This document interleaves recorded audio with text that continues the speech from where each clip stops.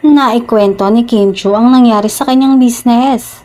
Ayon sa Chinita actress, pumunta umano sa online store ang customer para tumingin ng ibang bags.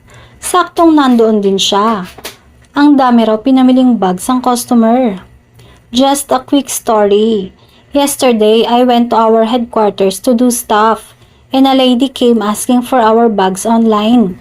Di daw kasi siya techie. That's why she went straight to our headquarters and bought more than 10 pieces of bags. Ani Kim sa kanyang IG stories post. I was so shocked kasi ang dami and I'm so happy.